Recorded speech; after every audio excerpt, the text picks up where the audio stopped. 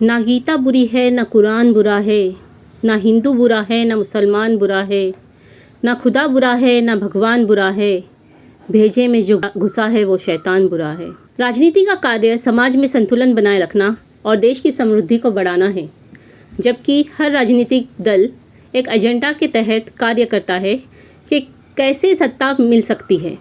आप सोचिए, हिंदू मुसलमान के दंगे में कौन से लोग होते हैं। भड़काने के लिए एक छोटे बड़े नेता, धार्मिक गुरु का हाथ होता है, लेकिन दंगे में ज़्यादातर गरीब हिंदू और गरीब मुसलमान होते हैं। राजनीति हमेशा धर्म के आगे हाथ जोड़कर खड़ा होता है कि उसका राजनीतिक लाभ ले सके। सबसे ज़्यादा नुकसान किसका होता है? गरीब हिंदू का और गरीब मुसलमान का। जेल में कौन से लोग जाते हैं? गरीब हिंदू और गरीब मुसलमान। हिंदू और मुसलमान जितनी ताकत नफ़रत करने में लगाते हैं, उन्हें उतनी ही ताकत अपने गरीबी मिटाने और बच्चों को अच्छी शिक्षा दिलाने में लगा दे तो उनकी किस्मत बदल जाएगी। जिन लोगों ने नफ़रत छोड़कर शिक्षा का मार्ग अपनाया, वो आज सुख में हैं। जहाँ भी नफ़रत को नफ़रत से मिटाने की कोशिश की जाएगी, वहाँ सिर्फ नफ़रत ही फैलेगी।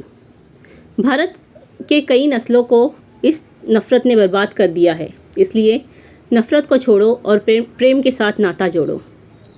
आदाब, मैं शबाना पटेल, महाराष्ट्र मित्र में आपका स्वागत है।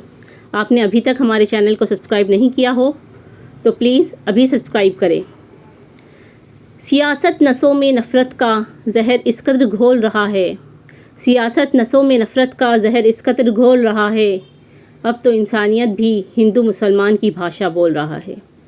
कल राम प्राण प्रतिष्ठा के पहले और बाद में कई जगह हमने देखा कि किस तरह माहौल को ख़राब करने की कोशिश की गई। नया नगर मीरा रोड में कल रात और आज क्या हुआ? मीरा रोड मुंबई से मुतस्सिल थाने ज़िले का एक इलाका है, जहां के नया नगर में 100% मुस्लिम आबादी है। हर जगह की तरह यहाँ भी राम मंदिर के इफ्तिताही तकरीब को लेकर गैरों ने बहुत ज़्यादा जोश था।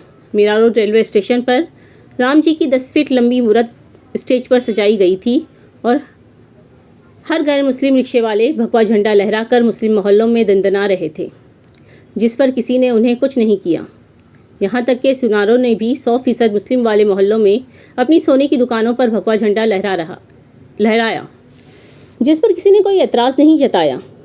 अलबत्ता हद तब हुई जब कल सुबह से कुछ शरपसंद अनासिर इलाके में घुसकर जय श्री राम के नारे लगाना शुरू कर दिए।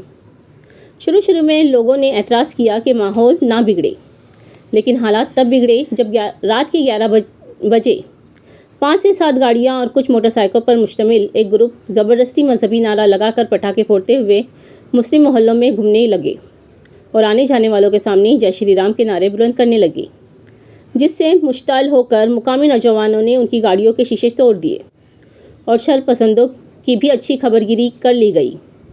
बस बदकिस्मती से जिसमें एक खातून को भी सर पर चोट लग गई। हालात बिगड़ता देख पुलिस की भारी नफरी इलाके में तैनात कर दी गई और पुलिस के ज़रिए लॉन्ग मार्च किया गया। इसके बाद दोनों फरीक में आज कई दफ़ा आमना सामना होने की नौबत आ पहुंची। दोनों के बीच पथराव हुआ, कुछ लोगों को चोटें आई, जिसे पुलिस की मुस्तैदी ने रोक लिया। फिर दोपहर के वक्त राम भक्तों ने रैली निकाली जो मुस्लिम मोहल्लों से गुजरने लगी, जिसके चलते उस स्टेशन पर दबाव बनाया गया कि अब वो कोई भी रैली यहाँ आने ना दे, वरना हालात और ख़राब हो सकते हैं। तब जाकर पुलिस ने उस जुलूस को मुंतशिर किया। बाद में शाम के वक्त एक बड़े ग्रुप ने एक मस्जिद, जिसका नाम मस्जिद उमर कहा जाता है, वहाँ पथराव किया, जिसके चलते मुकामी मुसलमानों ने भी इन पर जवाबी हमला किया और भक्तों को वहाँ से खुदेड़ दिया। पुलिस ने कार्रवाई के नाम पर मुकामी MLA गीता जैन और ओला माजीवाड़ा के MLA प्रताप सरनाइक के इशारों पर मुकामी लोगों की गिरफ्तारी शुरू कर दी।